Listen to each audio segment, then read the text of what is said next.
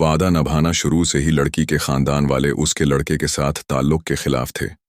उनका कहना था कि खानदान के पस मंजर की वजह से अगर वो लड़के के साथ रहने की जिद करेगी तो उसे पूरी जिंदगी मुश्किलात का सामना करना पड़ेगा।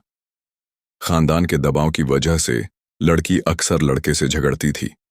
लड़की लड़के से मोहब्बत करती थी और अक्सर उससे पूछती थी, तुम मुझसे कितना प्यार करते हो? क्योंकि लड़का बातों में अच्छा नहीं था, वो अक्सर उसे नाराज कर देता था।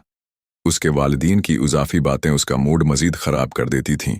लड़का लड़की के गुस्सा निकालने का निशाना बन गया और लड़का खामोशी से उसका गुस्सा बर्दाश्त करता रहा। बाद में लड़का यूनिवर्सिटी से फारिग तहसील हो गया। इसने बैरून मुल्क मजीद तालीम हासिल करने का इरादा किया, लेकिन जाने से पहले उसने लड़की को प्रपोज किया। मैं अच्छे अल्फाज नहीं कह सकता, लेकिन मैं जानता हूं कि मैं तुमसे मोहब्बत करता हूं।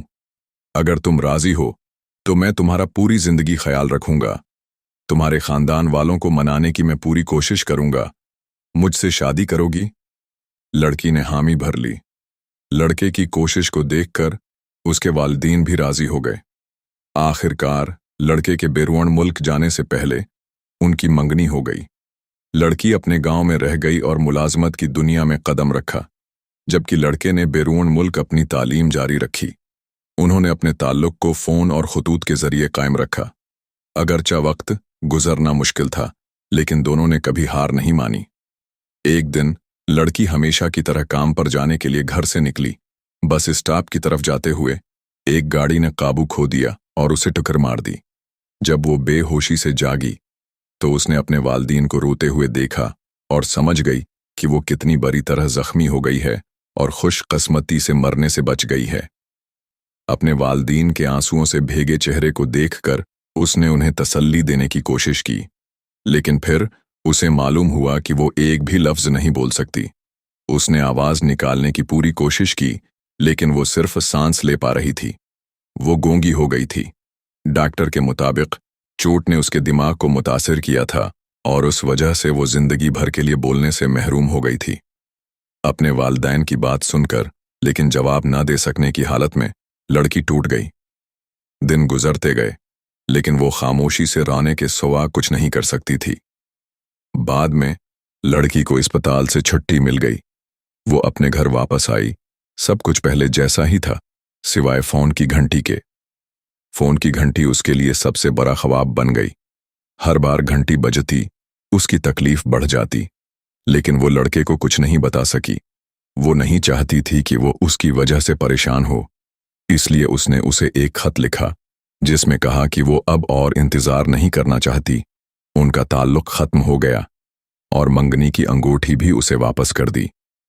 लड़के के खत और फोन कॉल्स का सामना करते हुए वो सिर्फ अपनी आंखों से आंसू बहा सकती थी। उसके वालिद ने उसका दर्द देखकर जगह बदलने का फैसला किया। वो चाहते थे कि नई जगह पर जाकर वो सब कुछ भूलकर खुश रह सके। लड़की ने आहिस्ता आहिस्ता इशारों की ज़बान सीखना शुरू की और एक नई शुरुआत की। उसने खुद से वादा किया कि वो लड़के को भूल जाएगी। एक दिन उसकी सबसे अच्छी दोस्त ने उसे बताया कि लड़का वापस आ गया है और उसे हर जगह तलाश कर रहा है। उसने अपनी दोस्त से कहा कि लड़के को उसके बारे में कुछ न बताए और उसे कहे कि वो उसे भूल जाए। उसके बाद 1 साल से भी ज्यादा अरसा तक लड़के की कोई खबर नहीं आई। फिर एक दिन उसकी दोस्त ने उसे बताया कि लड़का जल्द ही शादी करने वाला है और शादी का कार्ड उसे दिया। उसने कार्ड उदास दिल से खोला, लेकिन उसमें अपना नाम पाया। वो अपनी दोस्त से कुछ पूछने ही वाली थी कि लड़का उसके सामने आ गया। उसने अनजान इशारों की जबान में कहा, मैंने 1 साल से भी ज्यादा वक्त लिया, खुद को मजबूर किया कि इशारों की जबान सीखूं ताकि मैं तुमसे कह सकूं कि मैंने हमारा वादा नहीं भुलाया। मुझे एक मौका दो, मुझे तुम्हारी आवाज बनने दो। मैं तुमसे मोहब्बत करता हूं। लड़के के सख्त इशारों और वो मंगनी की अंगूठी जिसे उसने वापस कर दिया था देखकर लड़की आखिरकार मुस्कुरा दी। अखलाकी सब, कभी भी किसी मसले से डर कर न भागो। याद रखो कि हर मसले का हल होता है। किसी का दिल न तोड़ो, तुम नहीं जानते कि ये कब तुम्हारे साथ हो सकता है।